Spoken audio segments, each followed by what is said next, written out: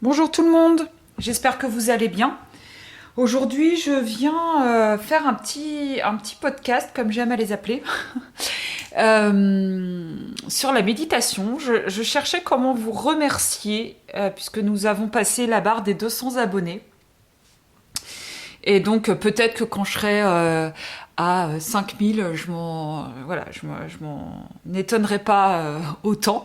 Je ne sais pas. En tout cas, pour le moment, je suis vraiment pleine de gratitude à chaque fois que cette chaîne grandit. Et voilà, pour les 200 abonnés qui sont arrivés très vite, sans même que je m'en rende compte, je voulais marquer le coup. Et en fait, je me suis dit, tiens, qu'est-ce que je pourrais leur partager? Et du coup, m'est venue l'idée de ce petit podcast sur le ton de l'humour, mais pas que.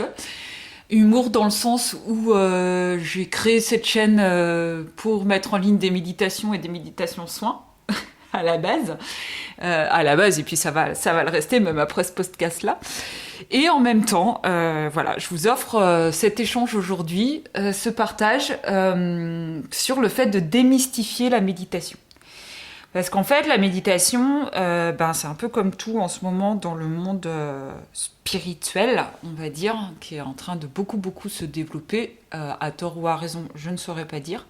Mais en tout cas, on parle beaucoup de la méditation, il faut méditer, il faut lâcher prise. Et donc, si on médite, on lâche prise. En tout cas, c'est le but. Sauf qu'en fait, il faut méditer pour lâcher prise, il faut méditer. Déjà, ça fait un peu saigner mes tympans. Il faut savoir que moi, j'étais très mauvais élève pour la méditation. Et oui, je pense que ça va en étonner plus d'un. Mais aujourd'hui, ça fait partie de mon quotidien. Ça a fait beaucoup partie de mon quotidien, surtout ces 3 dernières années.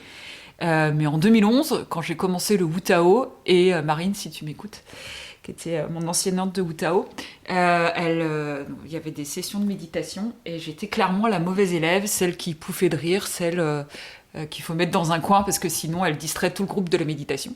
Et j'arrivais pas du tout à prendre ça au sérieux. À l'époque, j'étais encore dans une certaine hyperactivité, malgré la maladie qui me freinait, mais j'étais un peu entêtée. J'avais beaucoup de mal à me centrer. Voilà. Donc, la méditation, ça m'a pas du tout parlé. Même si je faisais de la pratique de Wu Tao, ça m'a pas du tout parlé. Je me suis ouverte à la méditation seulement 3 ans et demi plus tard, grâce à de l'auto-hypnose. Et j'ai été formée en auto-hypnose pour soigner des douleurs liées à l'endométriose, des douleurs chroniques. Et voilà. Et en fait, ensuite, l'auto-hypnose s'est installée dans ma vie, et la méditation aussi. Voilà, dans quelque chose de beaucoup plus régulier, beaucoup plus systématique. Mais ça a mis vraiment beaucoup de temps, sachant que mes capacités ne se sont dévoilées qu'en mai 2016. Et en fait, moi, dans mon esprit rebelle, plus on me disait il faut faire, moins je faisais. Et je pense qu'il y en a beaucoup ici qui vont se reconnaître dans ça. Et donc voilà. Donc en fait, tant qu'on me l'imposait de l'extérieur, ou tant qu'on me disait que c'était bon pour moi, je le faisais pas, parce qu'à l'époque, en plus, je faisais pas ce qui était bon pour moi. Puis à un moment donné, mon corps me l'a demandé, et je l'ai installé dans mon quotidien, mais sans me forcer. Jamais j'ai forcé la chose. Parce qu'en fait, forcer la méditation, ça va à l'encontre du principe de méditation. C'est-à-dire que si vous dites « Oh là là, faut que j'aille en méditation », déjà, en fait, vous forcez le truc. Vous pouvez pas vous forcer à être dans un état méditatif. Enfin, si, on peut toujours contrôler, on peut toujours tout faire, dans l'absolu. Mais c'est pas du tout qualitatif.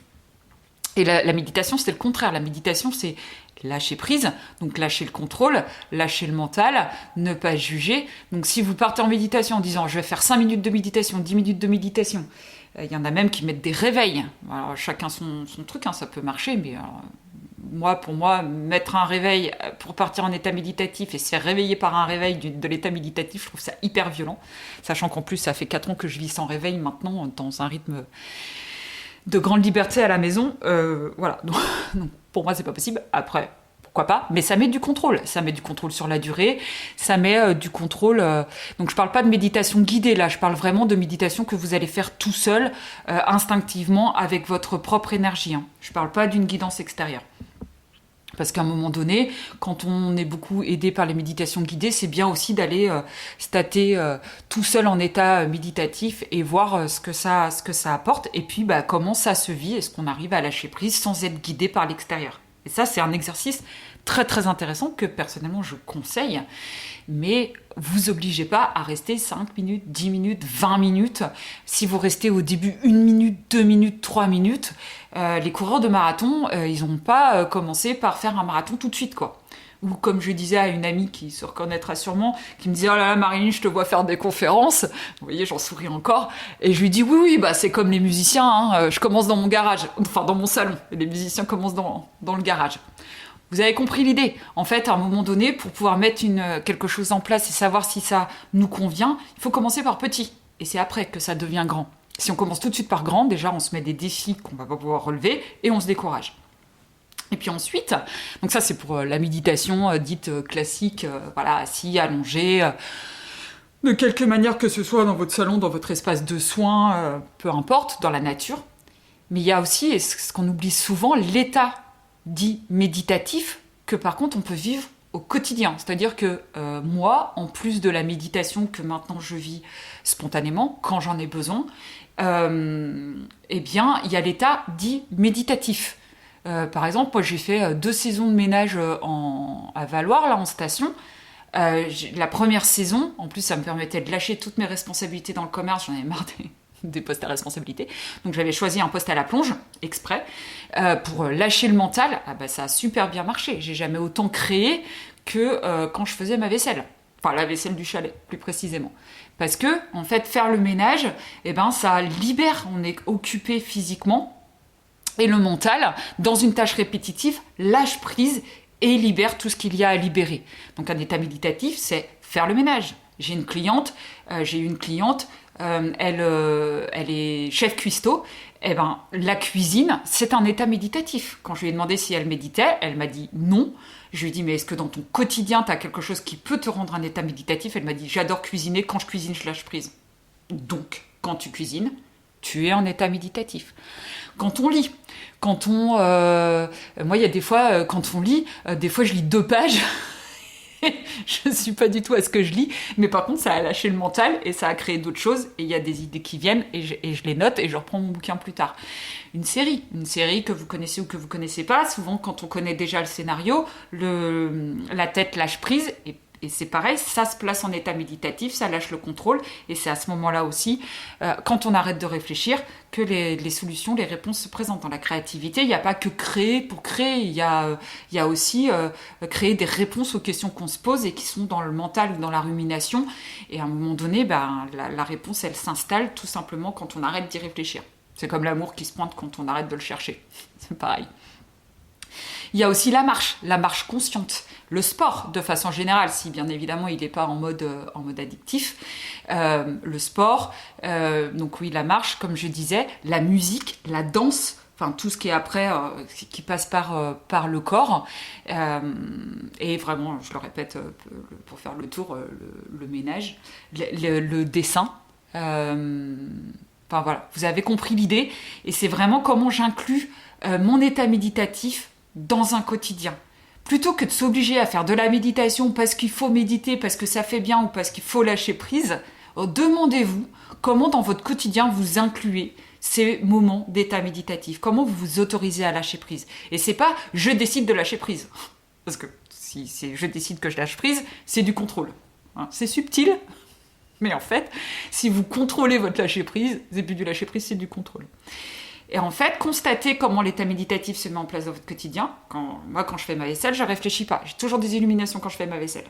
Voilà. Quand je passe l'aspirateur aussi, parce que je pose l'intention, quand je passe l'aspirateur, que toute la poussière que j'enlève de mon sol, fasse aussi dépoussiérer tout mon mental.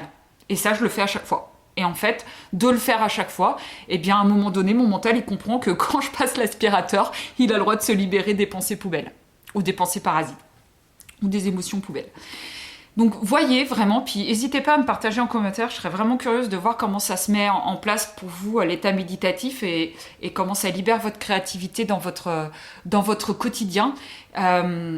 pour après peut-être accéder à un état méditatif plus profond, plus pérenne, j'ai mon Bouddha qui est en face de moi, sur une position par exemple plus bouddhique entre guillemets. J'ai aussi la possibilité de dire qu'on peut méditer debout. Bizarrement construite cette phrase, pardon. Debout, assis ou allongé. Voilà, il n'y a pas d'obligation, soyez surtout à l'aise et voyez comment ça s'installe le jour où vous vous détachez des méditations guidées, où vous faites un doux équilibre entre la méditation guidée et la méditation libre, si je peux appeler ça comme ça, et voyez comment ça s'installe. Et jugez pas, parce que c'est pareil en méditation, en méditation, on dit ah bah ouais mais je pense à ça, faut pas que je pense à ça. Donc plus vous dites faut pas que je pense à ça, plus vous pensez à ça, forcément. Et c'est vraiment de laisser passer les pensées comme quand on est occupé à une autre tâche. On n'est pas focalisé sur notre mental. Donc là c'est la même chose, c'est d'observer les pensées, de ne pas se focaliser là-dessus. De dire ah bah tiens je pense au pain, ok je pense au pain, mais ok, on se bloque pas là-dessus. Et voyez comment ça s'installe plus profondément dans cet espace méditatif que du coup vous choisissez de vivre dans un temps dédié vraiment à la méditation pure et dure. Entraînez-vous déjà dans votre quotidien à avoir accès à cet état-là sans vous mettre martel en tête qu'il faut faire de la méditation pour lâcher prise. Apprenez déjà à lâcher prise au quotidien. Vous le faites tous forcément déjà. Peut-être que vous le savez, peut-être que vous ne le savez pas et qu'après cet audio, vous allez vous en rendre compte, mais vous avez tous accédé à un état méditatif au moins une fois dans cette journée ou dans la journée d'hier, en fonction de quand vous écoutez cet audio. Voilà, je vous remercie de m'avoir écouté, je vous remercie encore beaucoup pour votre fidélité, vos partages, les commentaires qui me touchent beaucoup, les likes, et puis voilà, tous les nouveaux abonnés qui sont déjà arrivés et tous ceux qui vont arriver. Merci vraiment beaucoup. Je précise aussi que tout ce qui est podcast et méditation, je prépare rien. Il n'y a pas de liste, je fais pas de notes. ça me vient. Je suis quelqu'un de spontané et plus je prends des notes, plus ça me bloque. Donc je fais pas ça. Donc des fois ça peut paraître un peu très spontané et des fois je m'en mêle un peu les pinceaux. Mais voilà, je tiens à garder cette spontanéité. Je suis pas là pour faire des lectures. Je suis vraiment là pour partager ce que j'ai envie de partager. Et donc ça peut plaire, ça peut ne pas plaire aussi. J'en ai complètement conscience. Mais ça me semblait important de vous le préciser. Voilà, pour tous les partages qu'il y a sur cette chaîne-là, les méditations soins, je les canalise. C'est pareil, je reçois le titre avant. Mais quand je les canalise, c'est vraiment le moment où je dois les canaliser et les poster dans la foulée. Tout est posté dans la foulée. Je vous remercie beaucoup, encore 1000 fois, si je ne l'ai pas dit assez. Et je vous dis à très bientôt. Prenez bien soin de vous et de vos animaux.